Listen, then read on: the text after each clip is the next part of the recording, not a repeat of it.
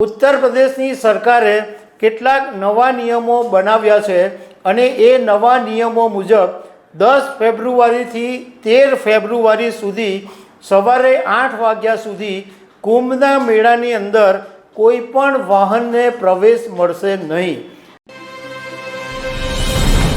નમસ્કાર।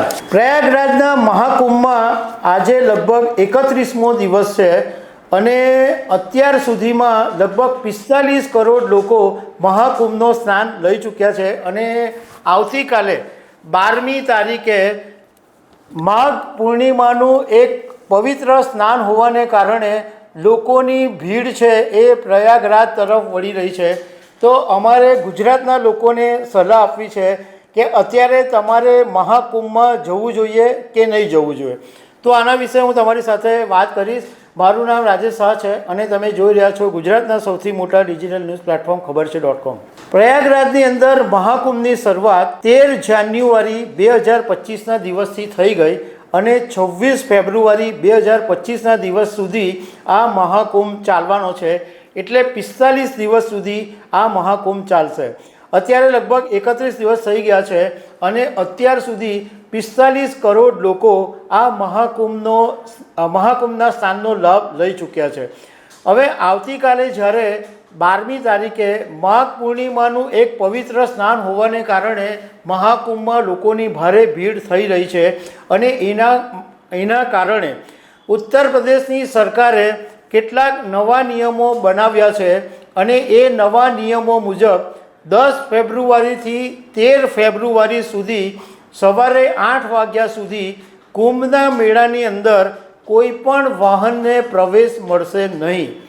હું પહેલાં તમારી સાથે અત્યારની જે કુંભની સ્થિતિ છે એના વિશે વાત કરીશ, પછી હું તમને કહીશ કે ગુજરાતના લોકોએ જવું જોઈએ કે નહીં। હવે ત્યાં આગળ એટલી બધી લગભગ 20-25 કિલોમીટરના જામ છે, લોકોને 25થી 30 કિલોમીટર સુધી ચાલતા જવું પડે છે, લોકો 12-15 કલાક સુધી ટ્રાફિકમાં અટવાયેલા છે અને મધ્યપ્રદેશની બોર્ડર, પ્રયાગરાજની બોર્ડર, બધી જ જગ્યાએ વાહનોના એટલા મોટા કાફલા છે કે લાંબી લાઈનો લાગેલી છે। અને આ વાતને ધ્યાનમાં રાખીને યોગી આદિત્યનાથ સરકારે STFના ચીફ અમિતાભ યશને ખાસ વિમાનની અંદર પ્રયાગરાજ મોકલ્યા છે અને તાત્કાલિક ધોરણે 52 નવા IAS, IPS અને PCSની નિમણૂક કરી દેવામાં આવી છે તાત્કાલિક આ બધું વ્યવસ્થાને કંટ્રોલ કરવા માટે।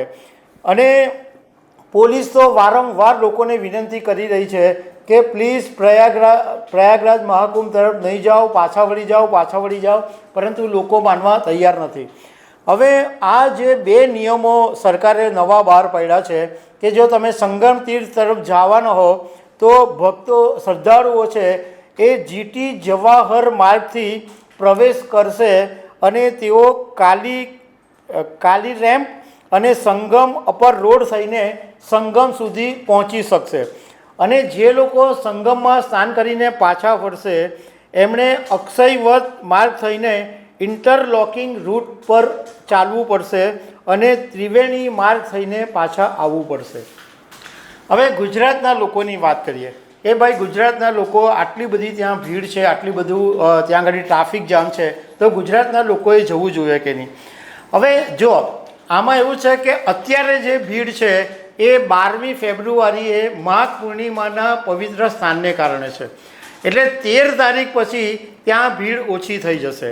હવે આજે ઓલરેડી 11 તારીખ થઈ ગઈ છે, એટલે ગુજરાતના લોકો જો મહાકુંભમાં જવા માંગતા હોય તો 2 દિવસ તો ઓછામાં ઓછા જવામાં થતા જ હોય છે। તો ગુજરાતના લોકો આજે અથવા આવતીકાલે જવાની શરૂઆત કરે તો ત્યાં આગળ 14 તારીખ થઈ ગઈ હશે, તો આ જે ભીડ છે એ ઓછી થઈ જવાની પૂરેપૂરી શક્યતા છે। એટલા માટે ગુજરાતના લોકોએ જો મહાકુંભમાં જવું હોય તો જઈ શકે છે અને ગુજરાત સરકારે સુરત, વડોદરા, અમદાવાદની અંદર સ્પેશિયલ વોલ્વો બસની પણ વ્યવસ્થા કરેલી છે।